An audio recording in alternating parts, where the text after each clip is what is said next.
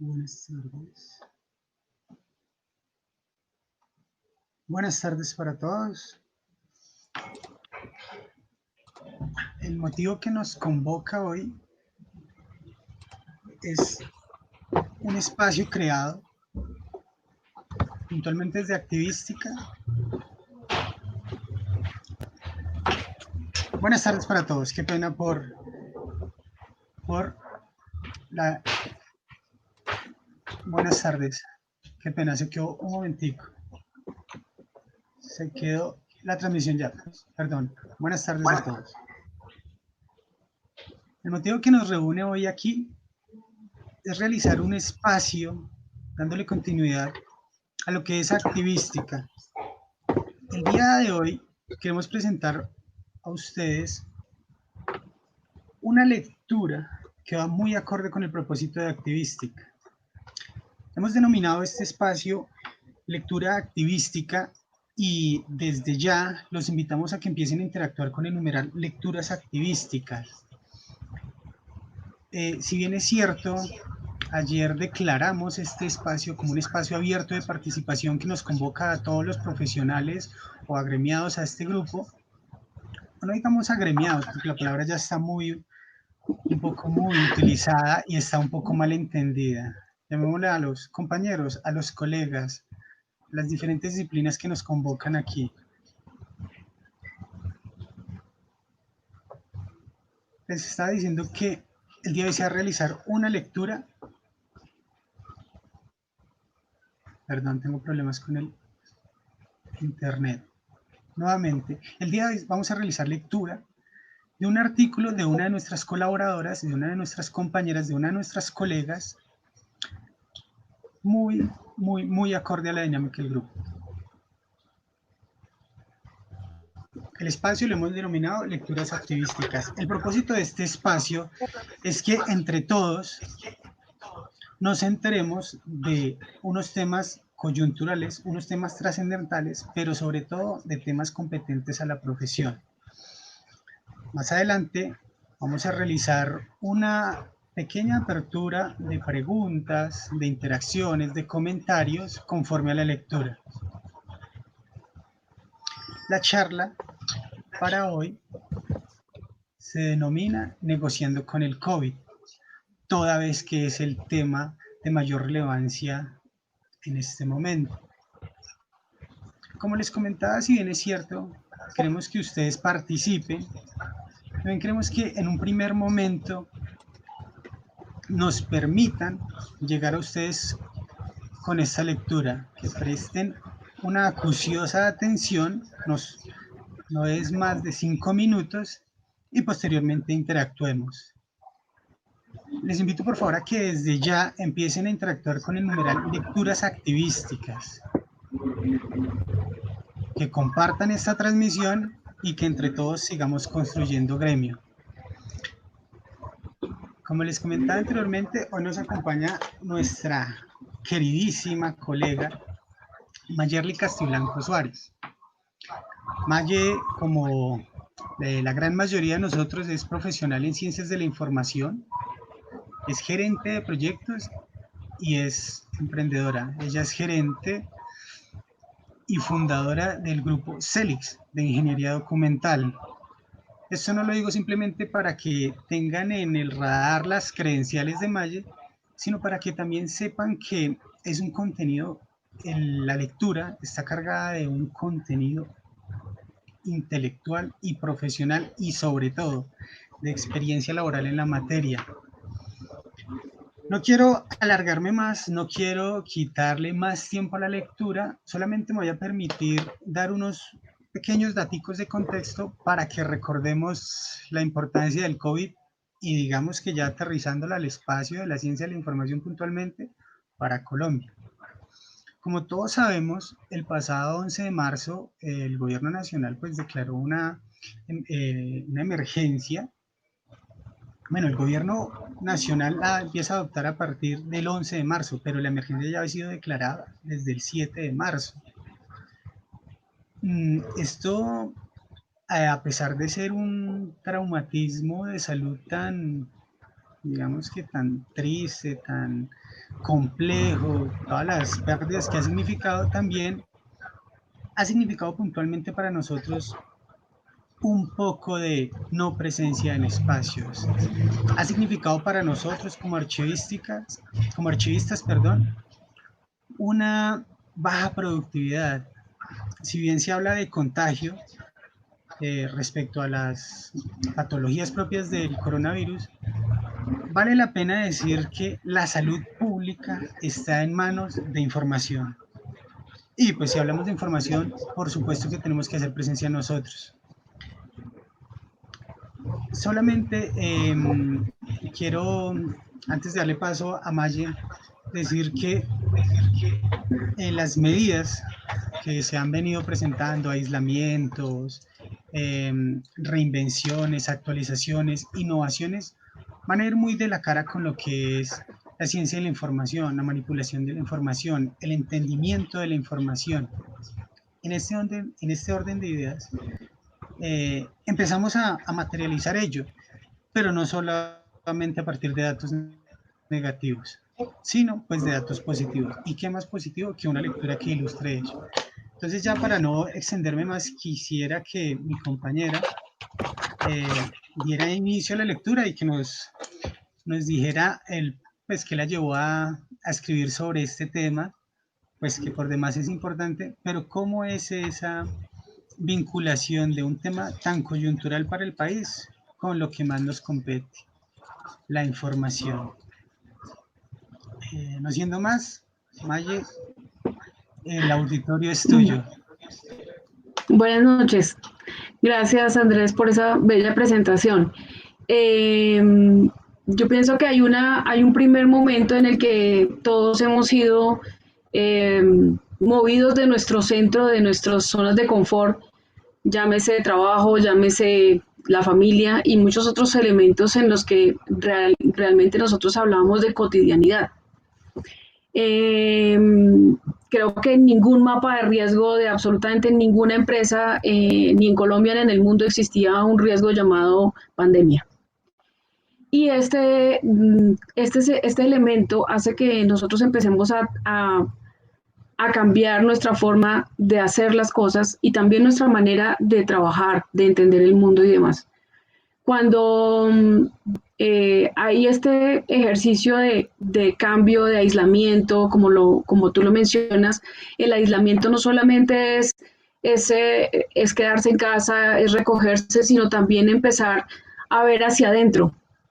Y en ese ejercicio de ver hacia adentro, también soy convocada a una actividad que propuso nuestro colega Sergio, y en ese ejercicio hablamos de la transformación, de la posibilidad de que esto se convierta en una oportunidad, de cómo nos transformaríamos, de qué significa transformarnos, de qué significa que este ejercicio de alejamiento eh, pueda transmutarse en un cambio, en una progresión o en una disrupción, como lo llaman ahora, el ejercicio, el ejercicio de la eh, afectación de esta pandemia. Entonces, en este tema nosotros ubicamos varias necesidades y varios elementos en los que me hicieron pensar un poco en lo que voy a leerles a continuación. Mm, Hablo de negociando con el COVID. ¿Por qué negociando con el COVID? Porque creo que todo en la vida es negociación. Tú siempre estás negociando. Todas las actividades que haces a diario son una negociación.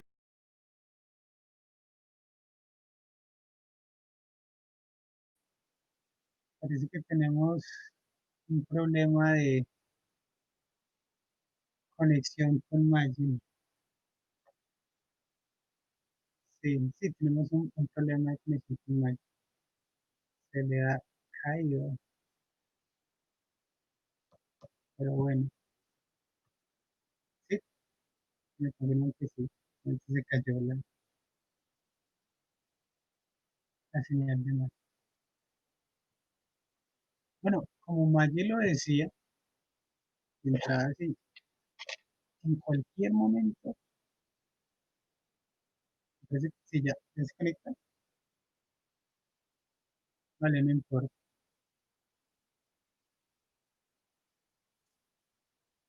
No, no la tenemos por ahora, bueno, no importa.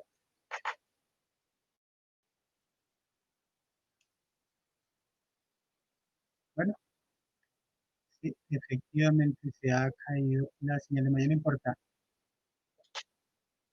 Retomando un poco lo que estaba diciendo Maye, claro que sí, hoy día todo se habla de negociación, bajo cualquier aspecto, bajo cualquier arista, profesionalmente, laboralmente, familiarmente, todo es esa transición de gana, gana.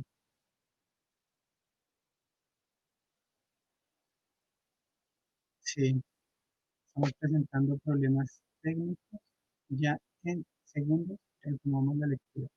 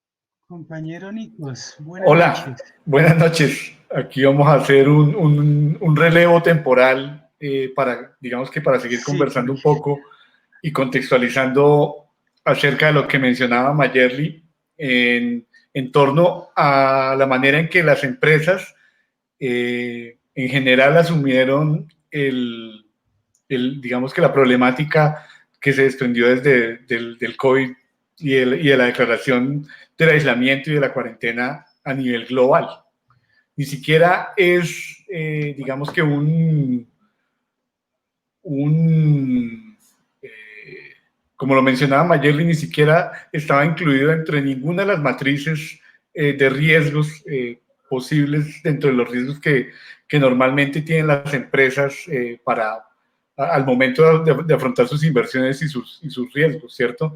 Entonces, en ese orden de ideas, pues difícilmente podríamos haber, digamos que, adelantado un proyectado de plan de alguna contención. manera exactamente o adelantado algún tipo de medida que mitigara el riesgo asociado a este factor tan complejo como lo es la declaratoria del aislamiento, que inmediatamente pues afectaba todos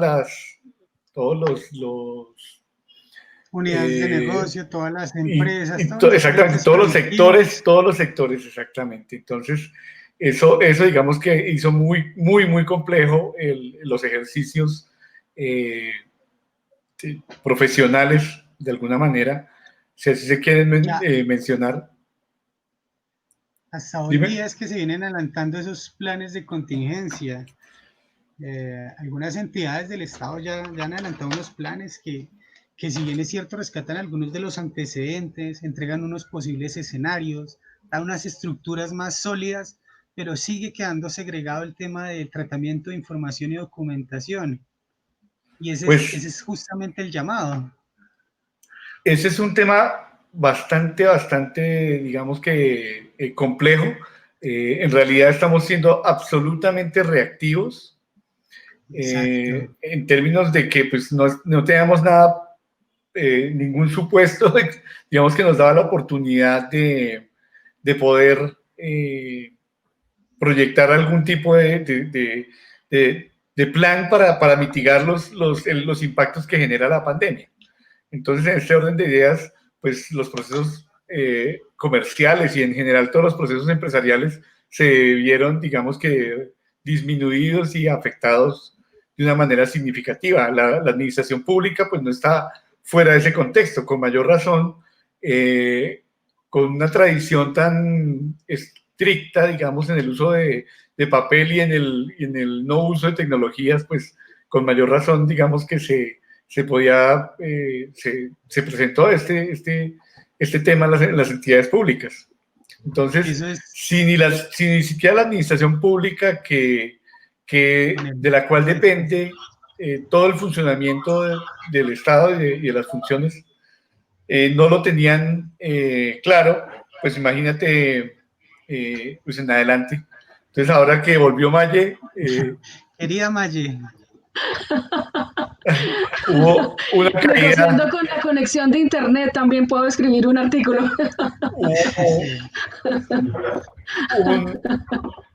Una situación no prevista. Bueno, entonces la palabra es tuya nuevamente. Maye, el auditorio es tuyo. Vale, perfecto. Bueno, pues ya había terminado de leer, pero puedo iniciar de nuevo. Bien, les comentaba al comienzo, negociando con el COVID se inicia como un proceso. Pues bajarle. Bien, negociando con el COVID es un ejercicio que se desarrolla a partir de una experiencia específica que yo he tenido desde hace mucho tiempo y tiene que ver con el ejercicio comercial. Regularmente, como les decía al comienzo, y no sé si lo alcanzaron a escuchar, yo considero que nosotros siempre estamos negociando. Cada cosa que hacemos, cada actividad, cada decisión en la vida que se toma, tú estás negociando. Negocias con otro o negocias contigo mismo, pero siempre hay una negociación. Los buenos negociadores, como lo dicen los expertos en ese ejercicio de transar cosas, siempre tienen la posibilidad de mostrar el ejercicio de equilibrio, donde ambos ganan, ambas partes ganan. Gana el que compra, gana el que vende, gana el que oferta y gana el que recibe la oferta. Mi texto es entonces negociando con el COVID. El talón de Aquiles de las empresas de hoy está en una capacidad de posicionar un producto o un servicio, garantizando un diferenciador del resto de mercado y por ende de subir o mantener sus ventas. La investigación empresarial no se ha posicionado como un producto para flexibilizar a las juntas directivas y llevarlas a que tomen decisiones cimentadas en hechos y en datos propios y menos en perspectivas estadísticas de mercado que pueden mostrar solo una tendencia o en el peor de los casos direccionados solo por la intuición. Al comienzo de la pandemia, los mercados mundiales locales convulsionaron y todos lo vimos comprando papel higiénico y productos para la limpieza y la desinfección, sin tener en cuenta elementos propios de la canasta familiar. Tal vez el comprador solo pensó reactivamente en la protección y lo que hace pensar que este es un frágil ecosistema. ¿Qué hace esencial mi producto o servicio? Días más tarde, los compradores identificaron otras necesidades que entraron en la clasificación de lo vital y su reacción fue garantizar que el desabastecimiento no fuera una afectación mayor, ya que en realidad este podría ser un factor de riesgo importante de sostenibilidad en el tiempo. Las compras entonces fueron un poco más racionales debido al cuidado del efectivo o de los fondos con los que se contaban. Es decir, que a fuerza del comprador empieza entonces a planificar mejor sus adquisiciones y a racionalizar sus gastos. La cuarentena, que inició con un simulacro, se extendió entonces por varios meses, con toda esta convulsión en el marco de la supervivencia de la humanidad. Las empresas con poco margen de reacción apenas si pudieron atender las instrucciones para detener sus líneas de producción. Hasta aquí, muchas compañías no se ven en el cuadro de las necesidades primordiales y sectores como el entretenimiento se vieron descubiertos. Otros que aparentemente se creían de primera necesidad en realidad solo eran cosméticos, creados artificialmente para verse como esenciales. Deberíamos entonces pensar qué tan esencial es mi producto o servicio. Si la necesidad creada podría sobrevivir en el sector en el que estoy compitiendo por un posicionamiento. Ese es un ejercicio permanente que en el procesamiento de transformarse y definir o redefinirse como negocio, es muy importante preguntárselo. Los empresarios entonces enfocados en un negocio rentable sin la transformación permanente están condenados a la reducción de sus ganancias de año en año, ya que los cambios organizacionales deben ir de la mano de los avances de la competencia, las herramientas tecnológicas y desde luego la dinámica de los mercados. Creo que en el panorama de riesgo hasta el 2020, nadie, absolutamente nadie, tendría dentro de sus indicadores un desacelerador de tanto impacto producto de una pandemia. Esto no existe en ningún, y no existiría hasta hoy en un mapa de riesgo. Sin embargo, la pregunta es, ¿solo los primeros en reaccionar frente a las nuevas formas de venta de productos o a la prestación de los servicios serán los mejores? Tal vez los más avesados, pero no significa que serán quienes ganen más clientes o más dinero. Es posible que arriesgarse signifique aprender mucho, pero económicamente ese aprendizaje puede no ser sostenible. La reacción sin evaluación y sin planeación solo garantizará un riesgo muy alto de fracaso. Por ello, una valoración de los productos basados en los indicadores de compra tan solo dice qué volúmenes de ventas se tuvieron. Pero el análisis puede ir más allá. Tal vez la racha de ventas pudo lograrse porque la competencia no logró ser competitivo ante un precio que pudo ser muy agresivo o porque alguno de sus proveedores de materias primas falló. Pero eso no significa que tu producto, se esté posicionando como el mejor. Por ello, la valoración de la transformación puede marcar la diferencia a la hora de mantener un producto o servicio, o reemplazarlo por otro que le agregue valor a mi cliente y satisfaga los estándares de calidad, precio y de la rotación de mis indicadores. Gestionar la información, para nuestro caso, como administradores de información, es más que un cumplimiento normativo. Es el acelerador que posibilita la transformación de las empresas sustancialmente, desde su propia experiencia, sus proveedores, sus productos, el entorno, la toma de las decisiones sobre realidades empresariales propias. El mercado puede ir hacia un lugar, pero ¿hacia dónde voy yo? Teniendo en cuenta el nivel de madurez en el que me encuentro, teniendo en cuenta un análisis de riesgo que permita realmente mantenerse vivo en la época en que las prioridades se han modificado a modo supervivencia. Esa es mi palabra. Muchas gracias, Maya. Pues así es, ya desde hace bastantes días. Aunque en estos días que terminé de revisar nuevamente el texto, hay un punto en el que yo quiero llamar la atención. Nosotros hablamos de la planificación de las compras. Sin embargo, en el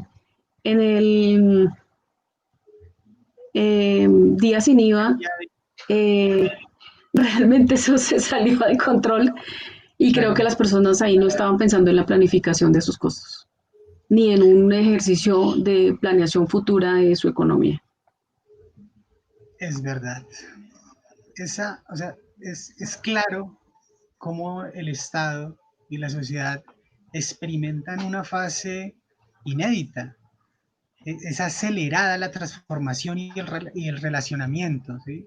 La forma en que las instituciones abordan el cumplimiento de sus obligaciones los lleva, por un lado, si bien a proteger su capital y a sus colaboradores, pero también los lleva a ser garantes de unas ganancias o de unas utilidades para ellos también.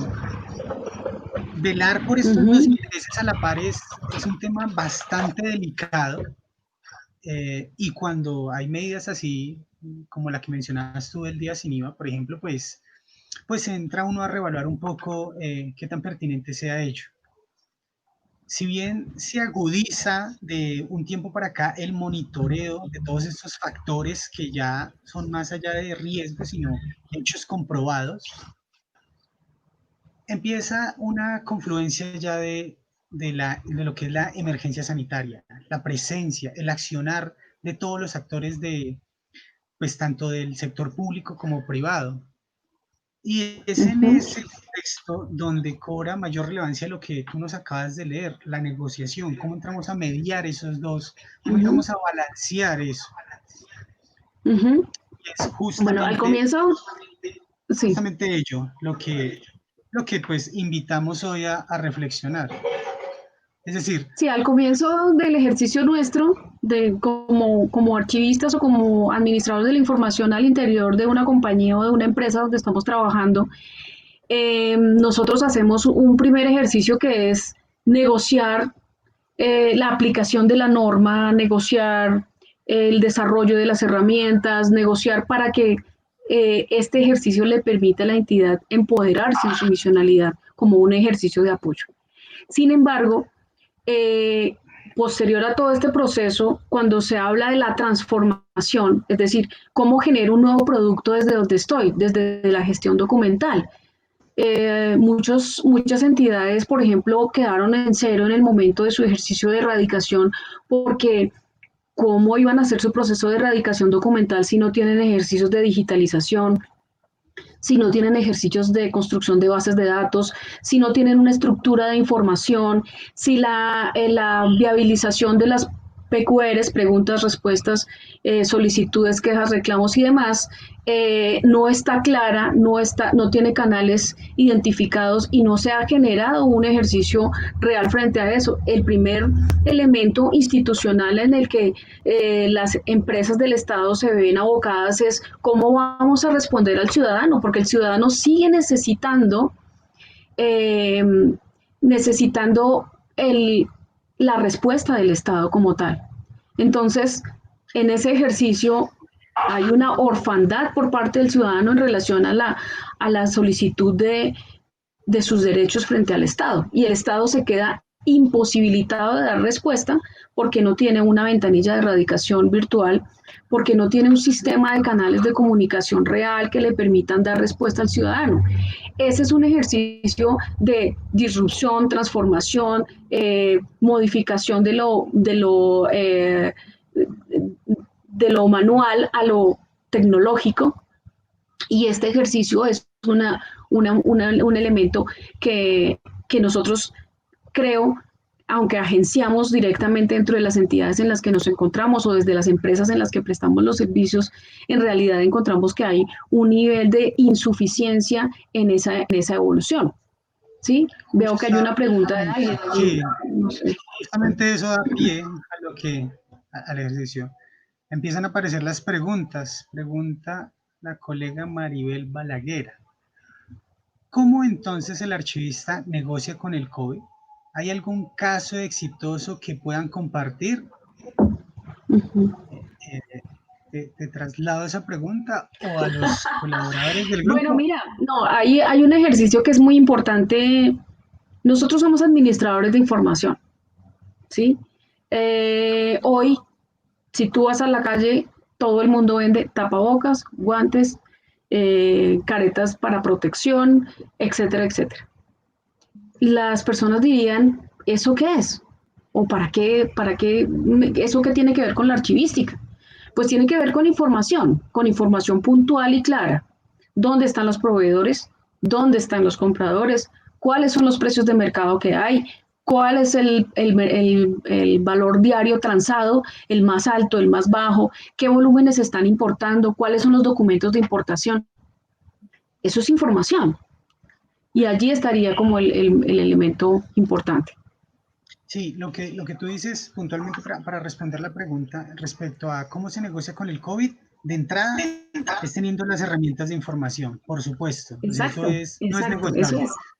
teniendo exacto, todos los datos exacto. y por supuesto no cayendo en el error de las noticias falsas. Por otro lado, Ujú. los casos de éxito son los que se empiezan a ver a partir de ahora. Conozco el caso personal de una empresa privada en Bogotá que tuvo que forzosamente migrar y dio como el primer paso al tema de la transformación digital. Si bien no estaban preparados del todo, ya dieron el primer paso. Hoy por hoy integran, es una empresa del sector salud, integran su información de historia clínica a un sistema, a un desarrollo, Exacto, sí. a pesar de que es propio, soporta y responde a las necesidades de información. Entonces, Ujú. es ahí donde se ve la utilidad del profesional de la información, se ve el Claro, entendimiento de la información, la apropiación del conocimiento y del contenido de esa información, y se ve la transformación hacia lo digital, porque es necesario transformar a lo digital.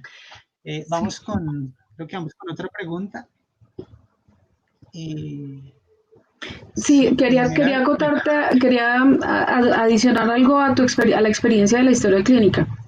La historia clínica digital se empezó a desarrollar o se empezó a gestar desde la Secretaría de Salud de Bogotá, y ellos llevan más o menos unos 6 o 7 años desarrollando ese ejercicio que apenas hasta hoy se viene a materializar y que no es del todo cerrado, ¿sí te das cuenta? Entonces yo sí siento que nuestra transformación no solamente se hace realmente desde la escuela, se hace en el ejercicio profesional. Allí es donde está el elemento importante en el que yo entro en mi ejercicio de negociar conmigo mismo, hasta dónde voy a ir, qué elementos voy a abordar y qué otras herramientas necesito para poder eh, transformar lo que yo quiero hacer.